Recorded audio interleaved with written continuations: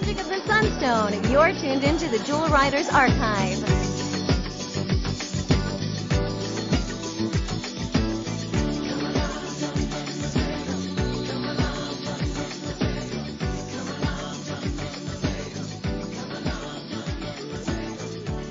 Come along, come and sing our song. Gather round, together we'll grow strong. Hey Jewel fans, I'm Chris. And I'm Ronnie from the Jewel Riders Archive. We're here today for our third and possibly final Avalon Web of Magic book club. Today we're talking with Jacquesworth again. Hello. Welcome back to the show. Glad to be back. Glad to have you. It's always so fun talking with you because you are the resident expert of Avalon Web of Magic. Thanks. And just as a quick plug too, so that way everyone kind of knows who Jacq is. Jacq, do you want to give a quick summary of who you are and why you're so important to the Avalon fandom? Hi. Okay. So I'm Jacquesworth. I run the Avalon Archive. That's at avalonarchive.wordpress.com. We have summaries and comparisons of all 12 Avalon Web of Magic books. And we've also saved pictures and information on the animated series whenever that's coming out. Giant question marks. Whatever tidbits of that floats out. It's like I have a higher chance of getting struck by lightning than finding information on the series. So before we kind of get into Cry of the Wolf, I'd really like to get your take on our last two episodes. By the way, this is episode 10. This is our 10th episode, so I wasn't ever sure we would actually make it to this number of episodes, but I'm very pleased we have. But Yay. For episode 8 and episode 9, we featured Allison Strom, the illustrator for Avalon Web of Magic, and in episode 9, we featured Debra Davis, the singer-songwriter behind some of the original music. So first off, why don't we talk a little bit about what you learned from the Allison Strom podcast?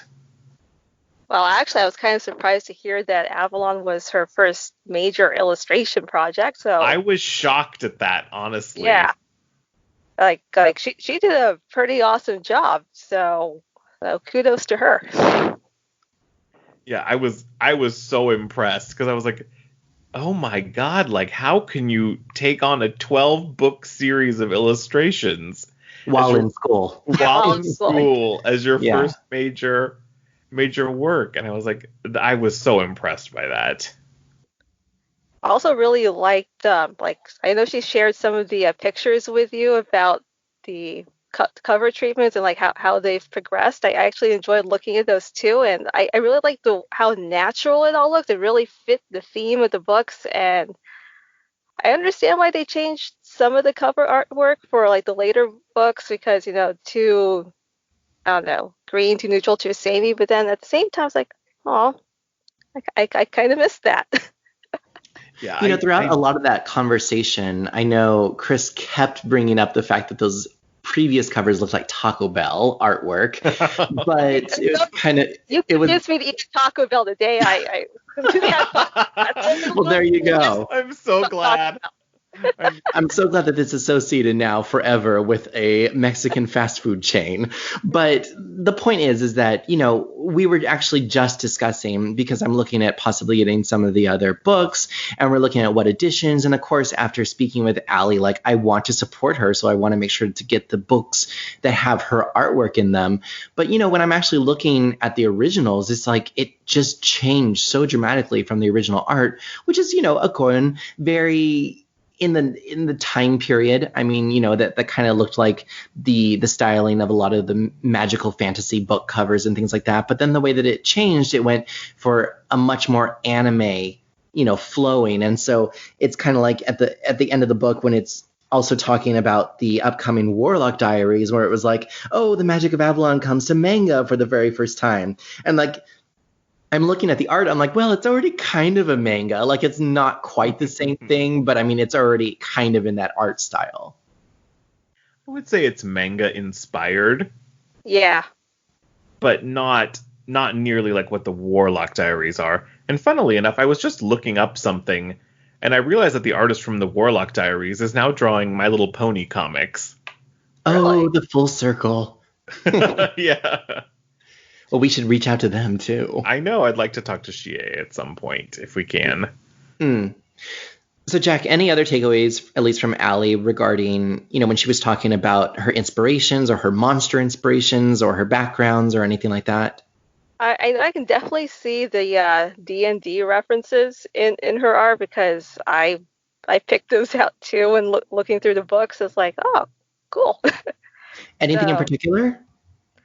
I want to say like definitely some of the more like the dragons, definitely, and some of the more like horrific looking creatures, like not so much the cute ones, but like maybe the manticore, and trying to remember what other like weird scary monsters. So there's centaurs that show up later.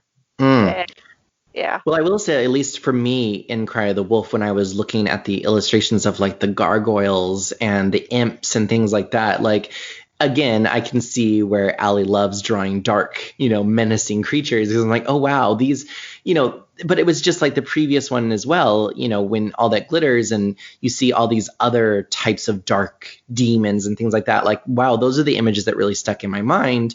Whereas the fanciful creatures are cute and all, but it's really the menacing ones that I remember. Yeah, same here. Sometimes it looks like Ozzy comes from a different series as the other menacing creatures. Right.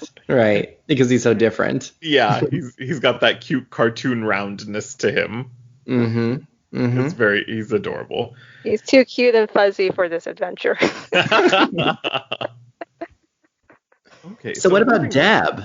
Yeah. Okay, that was the one that shocked me the most. I was not expecting to get all that information about all the behind the scenes stuff out of her. Like, I talked about it with some friends from the fandom last night, and they were very surprised.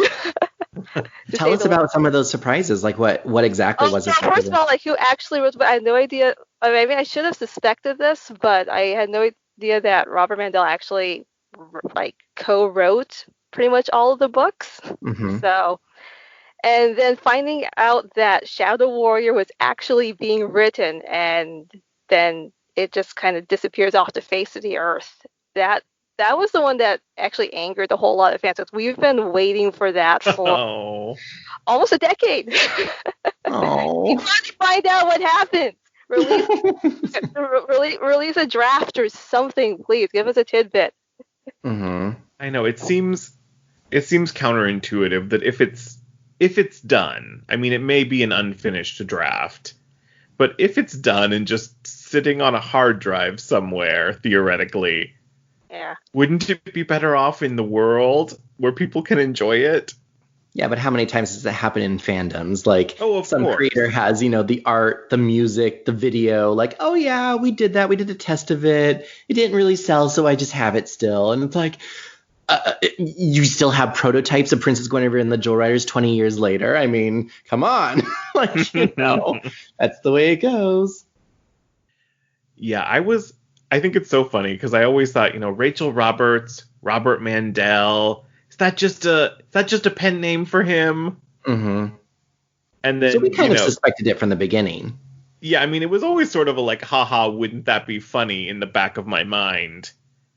But then it's like, it turns out he was actually the co-author. And it's like, wait, what? But I think that, at least for me reading the series, like, I pull so many Jewel Rider references. And I'm like, well, whoever it was that wrote this manuscript knew many of the actual, like, word for word references from the Jewel Riders scripts. So I'm like, someone who was involved had to have. And it's like, okay, well, if Rachel Roberts isn't, credited anywhere within Jewel Riders, then obviously there has to be a different source. I mean, and I know Rachel Roberts is a pen name, which I've known. Jacq, what was the other name that she used on one of her other books? Shelley Roberts. Yeah, the first two books are originally under Shelley Roberts. And then sometime after the initial printing, they changed it to Rachel Roberts. Okay. Yeah. Do you have any of those Shelley Roberts covers? No, I don't. This is one of those go on Google and search for them. They are out there. Okay. Like, actually, I think you guys do have a picture. It's in like one of your Avalon merchandise pictures. So Shelley Roberts editions. was it the original, the multicolored covers were released once as Shelley Roberts and then were re-released as Rachel Roberts? Is that what it was? Or are all those multicolored ones? Only the first, like the first release of the multicolored covers are Shelley, and then they changed them to Rachel. I gotcha. Okay. Yeah. Well, then I'll have to confirm with our images, and we can actually make a note of that and see. Look at that. It says Shelley on it. I know I'm going to have to comb through those again. And speaking of the merchandise, I know that throughout these past, well, now it's been almost, what has it been, almost 6 months? Because we've been doing it every other month. 6 months worth of reading Avalon Web of Magic and discussing it. We've shared a lot more media and imagery and artwork, and just it's been fun exploring the Avalon fandom. And you know, it is so tight, so closely tied to the Jewel Writers fandom, but I think that for the longest time we've just all been so separate. It's like, at least from us, you know, we've been in contact and we've known about each other, but I can't tell you how many people, when I'm posting things from the Jewel Writers side, are like, I had no idea about this book series. And then from the Avalon side, it's like, I had no idea that this was based on a cartoon series. So it's just so interesting that they're tied, and yet no one seems to know about them, you know? Yeah. And we talked about that with Debra. I mean, remember we said, like, and it was also with Allison, we said, you know, did they show you guys these cartoons? And even Allie said, like, you know, hey, if I would have known, like, this was already, you know, based on something, it probably would have made my life easier. But then she probably would have been influenced to make it look more like Jewel Writers, rather than going into it like, okay, I'm creating something brand new, like it doesn't already exist, you know? So I think it did, right. It helped. Which I think is actually a good thing. Right, exactly. Otherwise, you would just have Jewel Writers 2.0, essentially. Right, and which Avalon is very distinct enough to not be that. Mm-hmm.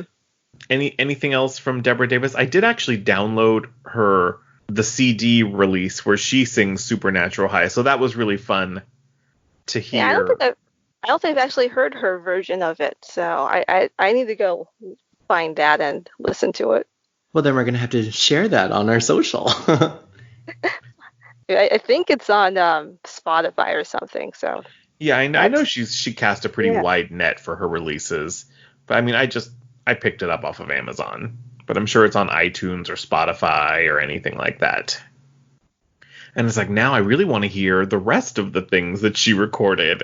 I do too, but I had no idea there were other songs that were made for the books that didn't show up, because she kept mentioning this Magic and Me song, and it's like, I read these books maybe 3 or 4 times. I do not recall that song.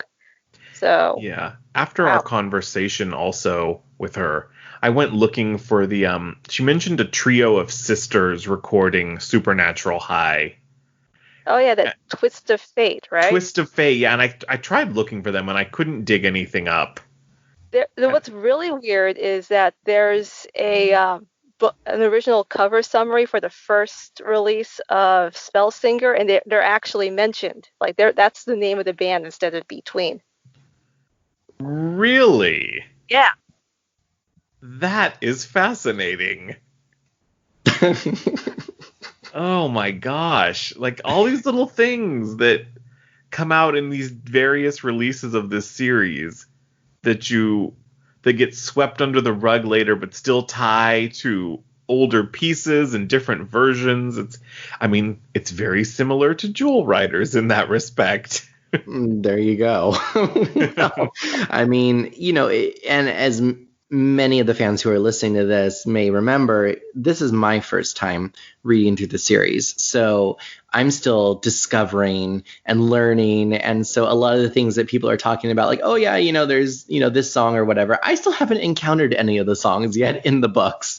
So, you know, and yet that was the whole conversation with Debra Davis. And so it's like, okay, like, I do know the Jewel Writers songs, but I haven't encountered the songs in the books yet. So I just assume, okay, that they they go, but I haven't met the betweens yet. So I don't really, I don't know how they work into the story. I know the basic premise, but then we also get people who are asking, well, how does a book series have a soundtrack? How does a book have songs?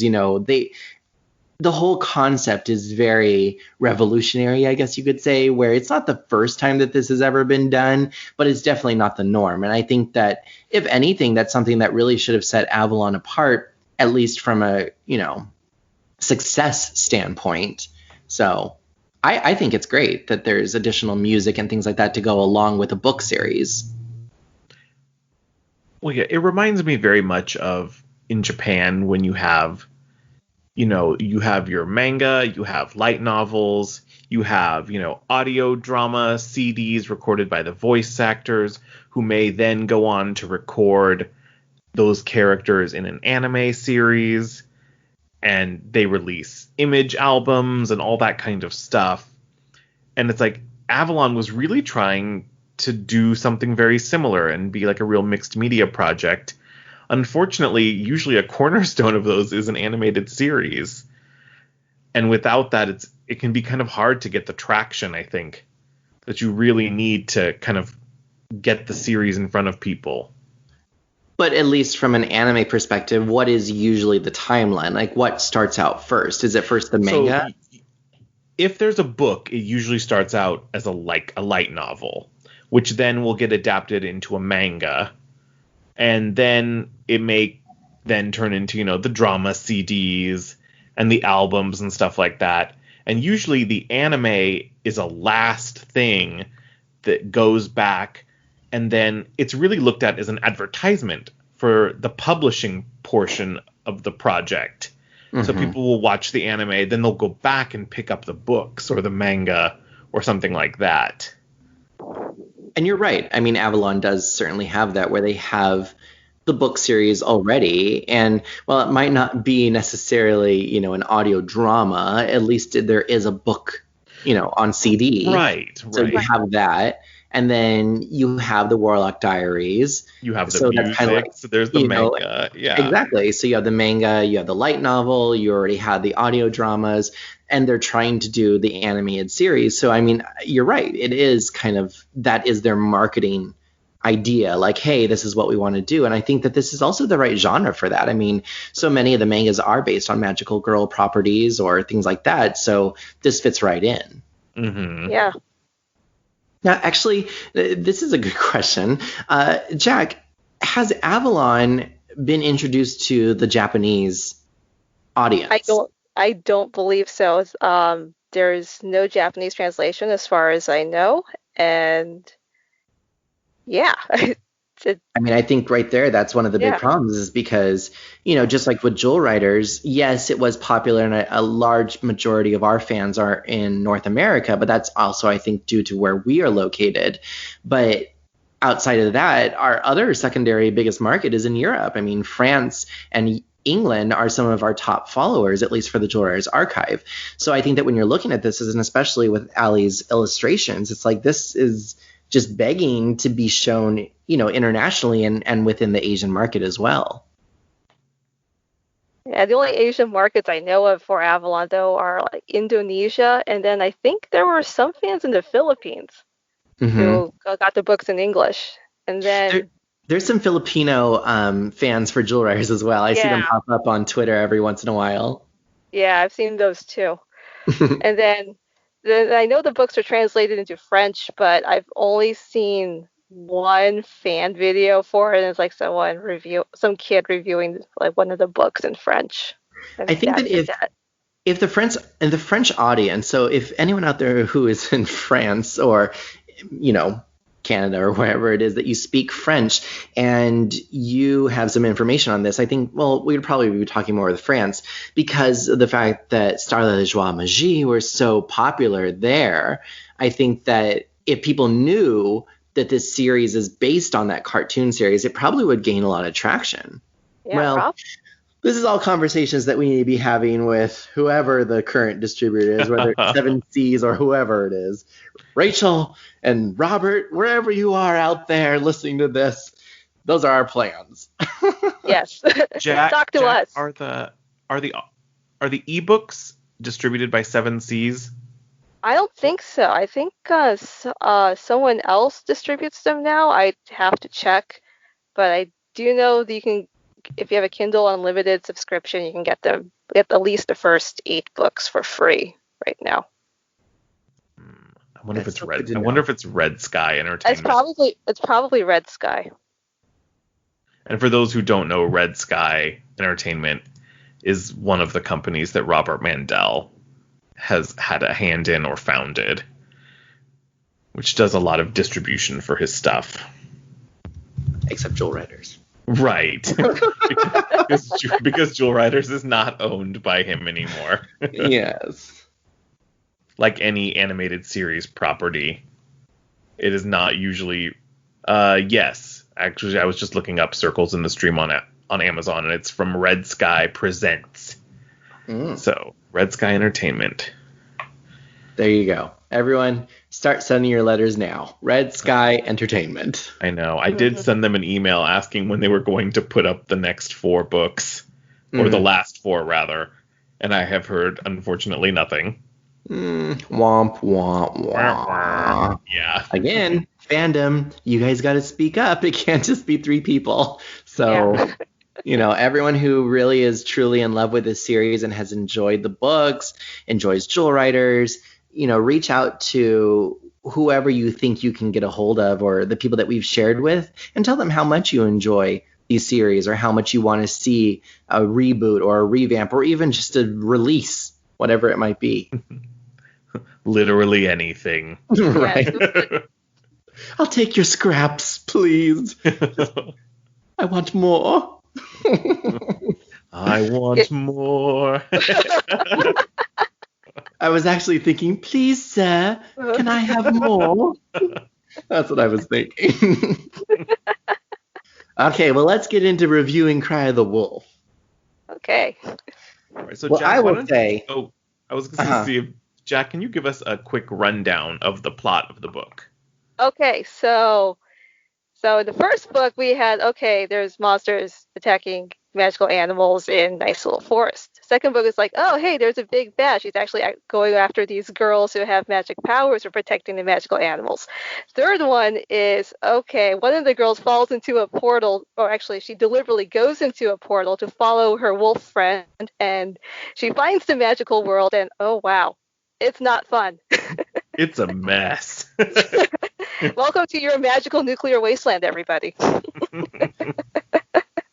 It's the non-Disney version of the Black Cauldron, essentially. That's what I saw it as. And I even made that reference when I was texting Chris, and I was all like, every time I turn the page, it's like, in certain parts when they're talking about like the elves, I'm like, I want to watch Lord of the Rings. And then I turn it, and then there's this like other gremlin-looking character. And while it was still, reminiscent of Lord of the Rings, it made me think more of Gurgi, and I was like, I want to watch the Black Cauldron. That's so funny. It made me think of like a mix of Gurgi and Gollum. Exactly. And then I turned more pages. I'm like, oh, this reminds me of Veil of the Unicorns. And I was like, oh, it would be fun to watch one of those magical movies like that. So I was like, what do I want to watch? Like a Quest movie? Do I want to watch a Disney movie? Like there was so many references throughout this entire book that it made me, I was almost like on this emotional roller coaster, oh, there's so many references in here. Like I thought of you as I read a couple of Wizard of Oz references in this book too. Which was, the main one is like, oh, I'm over the rainbow or whatever, Mm-hmm. Where are you from? Exactly. There was just so many more references in this one. Well, I will say, at least from someone who is reading this for the first time, the first book really felt like a nice juvenile novel. And it was like, okay, it's about these fun girls and, one's a little awkward and one's all about shopping and the other one is a tomboy. And I was like, okay, it's very, youth girls genre. I'm like, okay, like this is still cool. Like I could totally get into this, but it's, it's very different. And then the second book, there was, like how you said, there was this big bad, and you're like, okay, I'm not really sure who this character is. I'm a little concerned because there's a little bit of mystery. Like, there's a lot more, like, unknown. And I think that it was more of a mystery novel for me. And it was trying to figure out, okay, how does this all go into place? Okay, we find more about, what their goals are and where they're going to go and the magic. And, Kara discovers her own magic and everything. And so that was kind of the plot for me. And then in Cry of the Wolf, I mean, I think it was also because we were missing the rest of the characters, and the entire story really centered around Adrian. And without Emily and Kara and Ozzy, really, and even Lyra as well, it's like those other characters that you came to love weren't even there. And so you really had to just focus more on Adrian's story. And then it became just really, again, it is still a youth novel, but it was very dark. And that's why I'm saying it's very reminiscent of Black Cauldron in that it's trying to be lighthearted. It's trying to be this. But I mean, with all these gruesome things and all this death and everything, it's very dark. That was really my takeaway from it. I have to say, I didn't remember going into this one just how little Kara and Emily, are in this book. They're there for maybe 20% of the book. Tops. If that.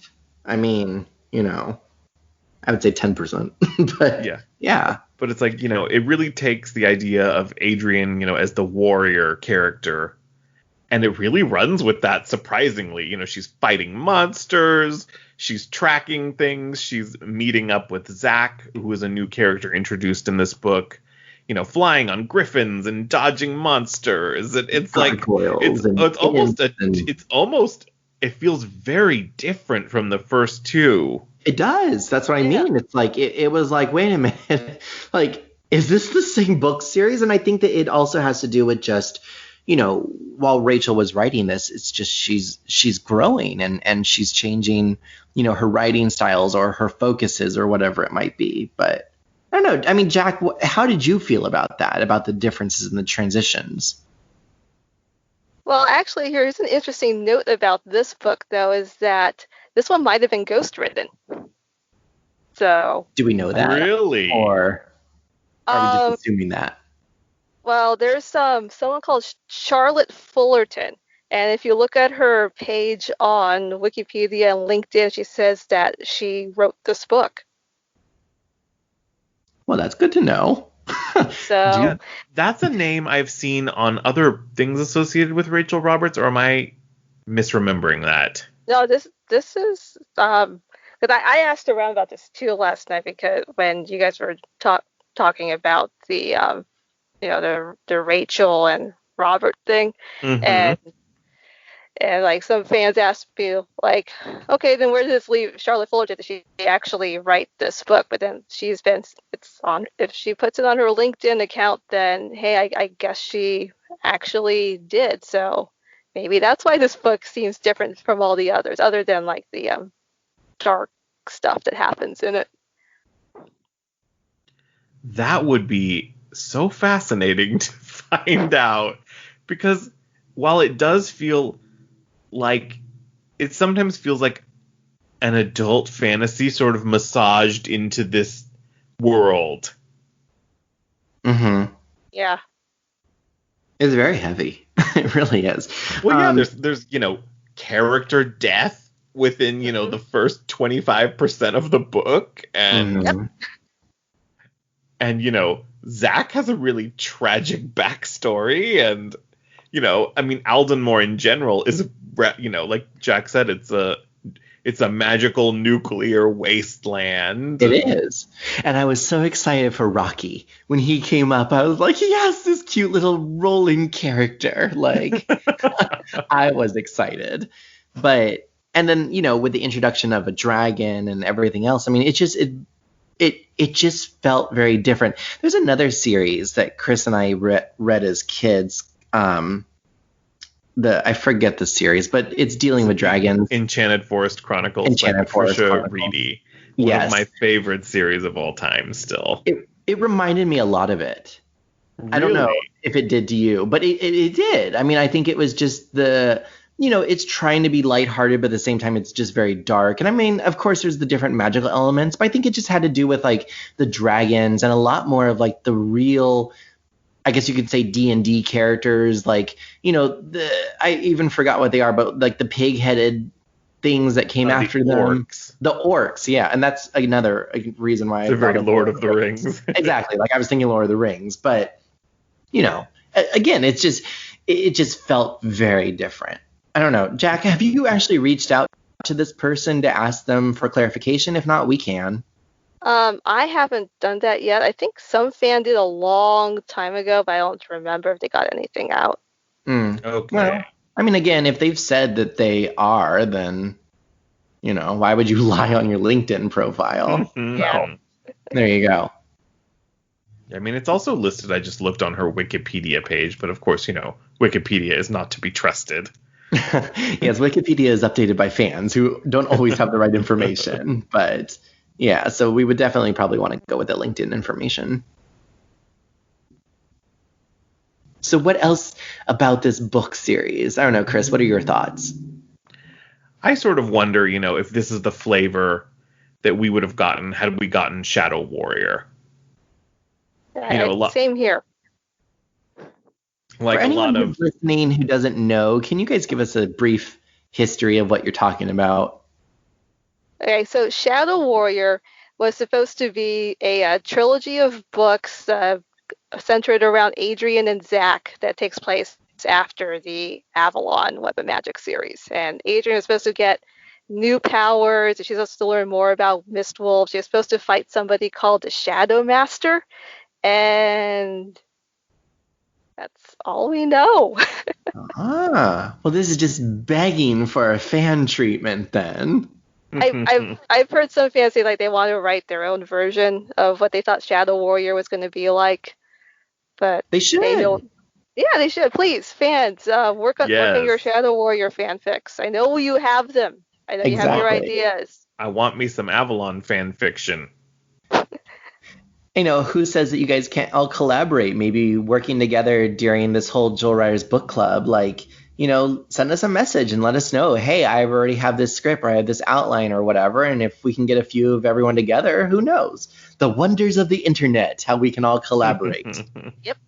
And especially during this time when, well, originally I was going to say 3 months ago, everyone's inside the doors. But now it seems like everyone's returning. But then hopefully people are being safe. And that's a whole nother political conversation. But anyway. So if you have time and you're at home and you want to write fan fiction, let us know. That's my plug. Yeah, so in addition to that, I was looking through my Kindle highlights I made through this book. There's several Jewel Writers references that I found interesting. Yeah, Adrian uses the Drake number one with Jacq being the Drake sort of replacement character. No, but actually the fact that the dragon is the Drake is named Drake. Yes. Yes. Okay, sorry at the beginning. Sorry, I cut you off. Okay.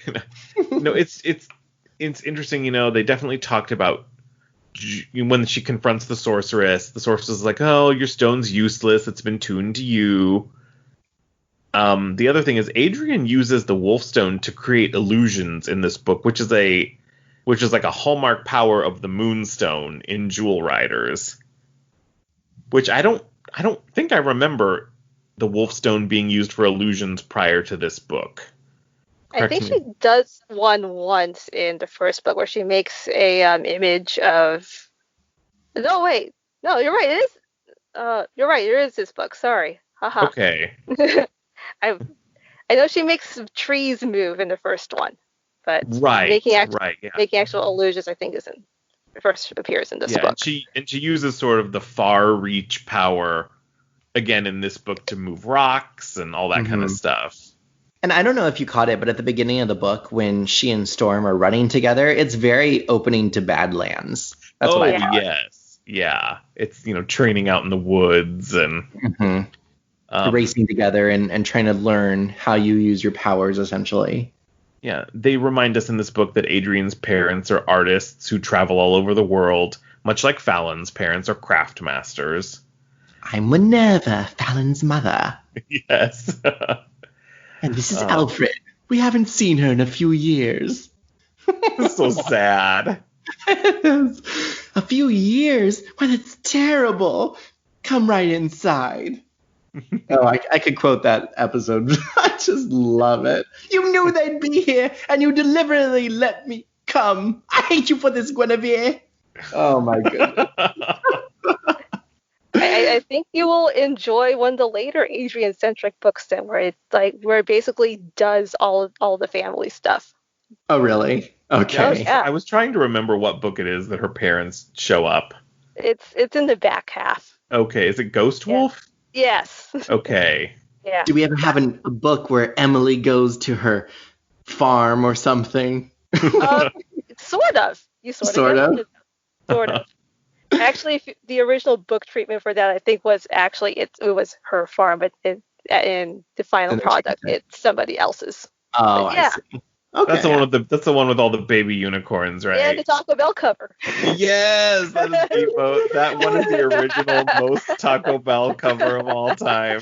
And that's the one that Allie was saying about how she drew all those unicorns. Yes. Yep. Okay. How she Gotcha. drew all 30 baby unicorns. So many. Oh. Okay, what other references? I'm just looking through it here. Well, there were lots of quotes, as you mentioned about the, it's tuned to you. Yeah, they talked about the serpent's teeth, which reminded me of Dragon Beach from Northwoods, the Travel Trees Can't Dance. Travel Trees Can't Dance. Mm-hmm. There's the moment when Adrian meets the Ferrimental of Water, that she's standing on the lake, which is a very Lady of the Lake reference, which reminded me, of course, of the Spirit of Avalon from Jewel Riders. I think her name is Marina, the water Ferrimental. Yeah. Yes, Marina. Yes. That also reminded me of, I don't know how many people have heard of it. There's this horrible, total, 90s, but it has quite an all-star of D-list actors.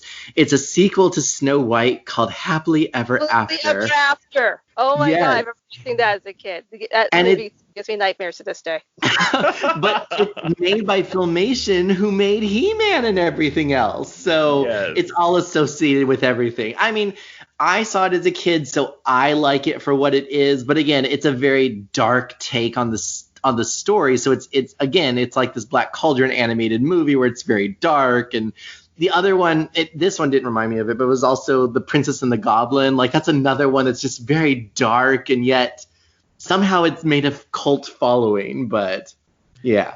So anyway, you made me watch Happily Ever After when we were teenagers, and I was like, what is this?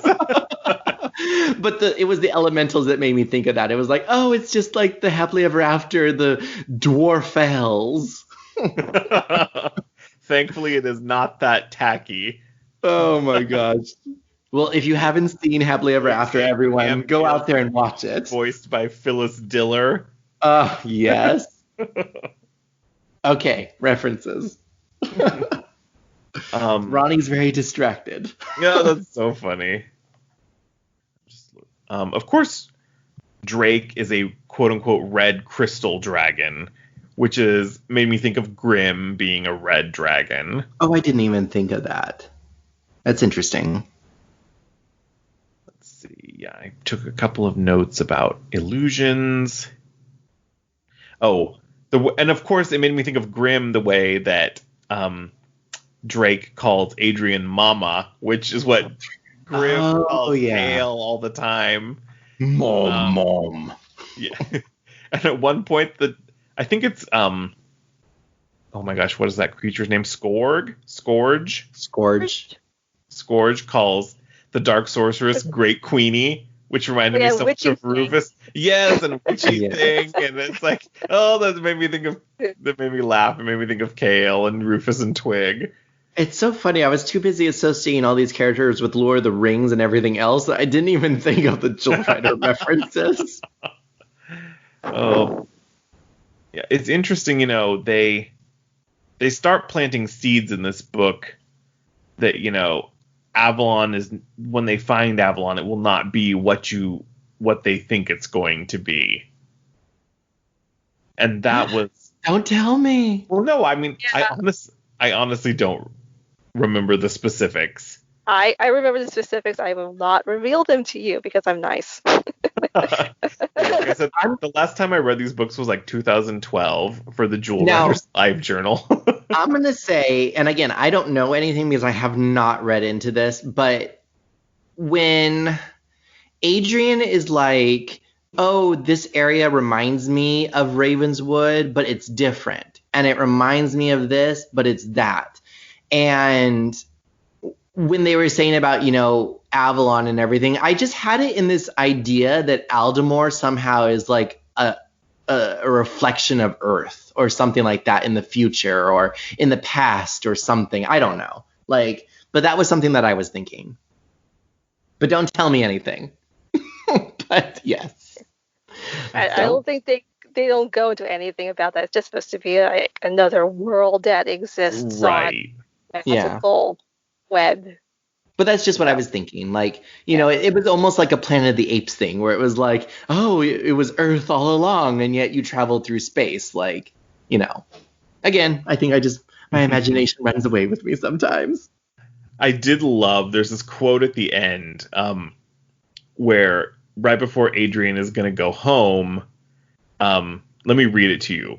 So Jacq peered into the portal curiously. Who's that? Kara asked, tilting her blonde head forward to get a better look. Are you all right? Emily asked. Who is that? Kara persisted. This is my friend Jacq, Adrian said. Hello. Hello, Kara called out. Nice souvenir, girl. I love that Kara's first thought is to mack on Jacq through a portal. Oh, it was so Gwen. It truly was. And I loved it. It made me laugh when I read that. In fact, because I think that there was so much darkness and so much, death up until now that I just needed that, kind of ditzy, hey, I'm hitting on your friend, humor. So I was very grateful for it. Yeah, it added a little levity to the end of the book to sort of bring you back. Mm-hmm. Or the part where they're wearing leaves on their heads for birthday hats. Yes. And them butchering the birthday song. Yes. That made me smile as well. It was so ridiculous. Yeah, that's mostly what I got with Jewel Riders references. I think you got them all. Yeah. So. Oh, there was that prophecy that's of note in this book. Oh, yeah. Where the three will be tested, one will follow her heart, one will see in darkness, and one will change utterly and completely. It's the prophecy of the three. It takes a healer, a warrior, and a blazing star to find Avalon and heal the sadness. And only after each has met their challenge will you be ready. And I was trying to put that to what I've already known. So when they were saying see in darkness will change, and what's the other one? Follow her heart. Follow her heart. The way that I see it, that could really apply to a lot of people, but it's Adrian in this one followed her heart, and that's where she went after Storm. Mm-hmm. And then, the other one is that I feel like Kara already changed utterly and completely. But, I don't know. Again, those are just the way that I see it. And, yeah. So it's I was almost like, okay, have these things already happened now? Or is this foretelling it? Or what, what is it? I did notice that part. Some of it's already happened. And some of it, oh God, I don't want to go into spoilers here. Oh my. No, don't go into spoilers. Yeah. They will fulfill it. It's just not the way you think. There you go. Right, like any good prophecy, it's mysterious and vague enough to subvert your expectations. Great. So someone who's gonna see in darkness just can't find the light switch. The person who follows her heart is gonna, meet the Tin Man, and the person who changes utterly and completely turns into a frog. I don't know. Is that not the story? I don't know. I was just making things up. What book series are you reading? Well, I'm reading Avalor, and it's the spinning of the legacy magic web thing. Sounds like the happily ever after knockoff. Right? It's the good times of Avalon Web of Magic, which I already feel like is Elena of Avalor. I remember when that came out, people were like, this looks like Jewel Riders, but looks like She-Ra, and reminds me a little bit of Avalon Web of Magic. I never saw it. It's a cute show. Lots of interesting magic and stuff in it. So, but now that I think of it, it does remind you a little bit of Avalon because it has like the big cat, like Lyra. You know? Yeah, it has the flying cats. Yeah. I mean, didn't oh my gosh, I don't know his name. He-Man's cat. Didn't he fly? Battle Cat? Yeah, did Battle Cat fly? No, he does not. Oh, you know what I'm thinking of? Oh my gosh, I'm so ridiculous. I'm thinking of the episode in The Wishing Jewel when Thunder gets wings. Oh my gosh. That's what I was thinking of. It spins around in a circle. Much Yes, like exactly. any of us would if we got wings. Okay, enough of Ronnie's rants. I think that's pretty much the end of the summary of the book. Yeah, And so, yeah, it sounds like it. most of what we took away. Yeah.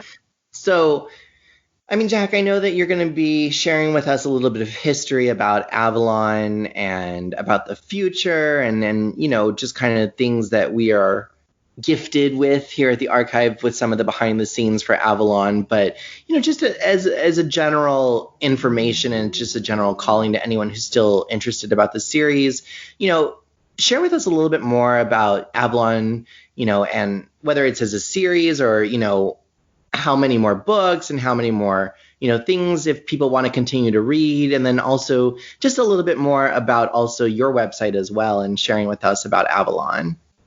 Okay, well, if you guys want to continue with Avalon, you've got 9 more books and a 3-part manga that you could find somewhere. I still haven't read those. I'm not a fan of the manga, believe it or not. Oh. It's kind of, I don't know. I guess I just don't go for fluffy, not fluffy little side stories that have like next to no bearing on the plot whatsoever. Oh. Yeah. But yeah, you got 9 more books and a manga. Hopefully, an animated series on the way. Fingers crossed. Yeah, this is a big fingers crossed. Like say a prayer to your favorite deity. Dear Rocky. Pierre Lapierre, Exactly. as he's called in French, which literally means rock to rock. So.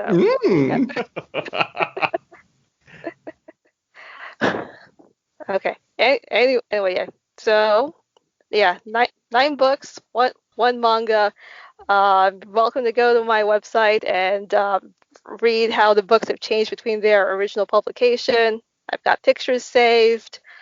And if you enjoy books with magic and friendship and cute fuzzy animals, Avalon is your book series. But also animals ravaged by magical disease. Fantastic. Yes. Yeah, watch animals suffer from magical radiation poisoning. Well, and this all goes back to Rachel Roberts' whole, you know, animal rights activism and, you know, just calling to make sure that we're treating our animal friends lovingly. Yep. Yeah, so I mean, and I definitely want to plug the Avalon Archive as well. The summaries are always really fun to read, especially as I'm reading the books. I like seeing the comparisons between the different editions. I actually did finally pick up the old editions again, and I have meant to give those a read at some point. You know, when will I have time? I don't know, but at some point in the nebulous future, I would like to read those original Taco Bell cover editions. Oh my goodness. You're obsessed with the comparison. I really want some Taco Bell right now. I'm not going to lie. Anyone at Taco Bell who's listening to this, help us. I mean, We promoted your product, now promote Taco ours. Bell kids meal. Oh my god. Avalon Web of Make Magic. some kids meal toys. Well, that Give us already some. happened with Tinko and the Guardians of the Magic at Taco Bell. Those were terrible toys. I had no idea they had toys for that. Oh my god. Yeah, Tinko and the Guardians of the Magic, Taco Bell, 1996. Yeah, Oh, they're wow, little okay. like magic trick toys. Meanwhile, Jewel Riders was at Long John Silver's. Like, what child gets kids' meals at a fish restaurant? Like, most children don't like fish. I mean, I liked it as a child, but I mean, it's just so random. I mean, and then Quest for Camelot was at Wendy's. Like, I remember those toys. right. It's just so funny that it's like, you never think of these other restaurants out as like Burger King and McDonald's having kids' meal toys. But no, they all did. And it's nice that actually there was a variety. But then it makes me think like, okay, well, what KFC, what property had KFC as a kids' meal toy? Or, who had hot dog on a stick? I don't know. Panda Express. Anyway. I mean, I would totally take child-size jewel bracelets from a fast food restaurant. Exactly. Well, and what's funny is that, I mean, if it was the same creative team behind Avalon, probably that would have been the last thing that they created. But anyway. Oh. Okay, bring us home, Chris. To all of our listeners out there, this is our final planned recording for Avalon Web of Magic Read Along.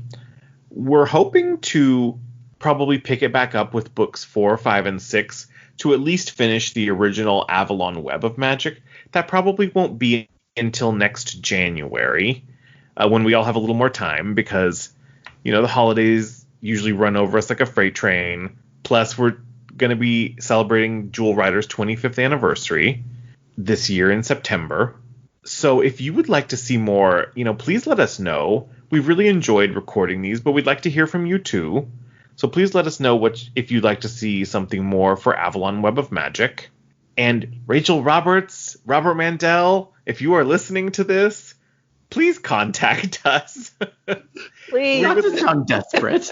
We would love to have either of you on this podcast, or both of you together. That would be amazing. That's kind of the golden goose for us. Mm-hmm. We would really like to talk to either of them. So in summary, if you want to find out more about Avalon Web of Magic, of course, go to the avalonarchive.wordpress.com. You can find all of Jacq's great information and summaries and behind the scenes information. And if you want to find out more about Jewel Riders, you can visit us at jewelridersarchive.com. or find us at Jewel Riders or at Jewel Riders Archive on the various social media platforms.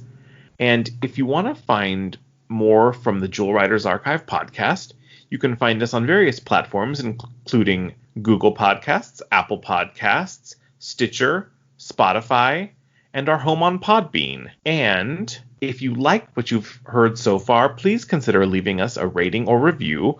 We really appreciate it, as it helps our discoverability. Thanks, Jacq, for tuning in with us and chatting about Avalon Web of Magic. It's been so much fun. Thanks for having me on. I'm so glad to have you on and catch up again. Mm-hmm. And hopefully we'll see you again in January for the next round. Yeah, Awesome. Looking forward to it.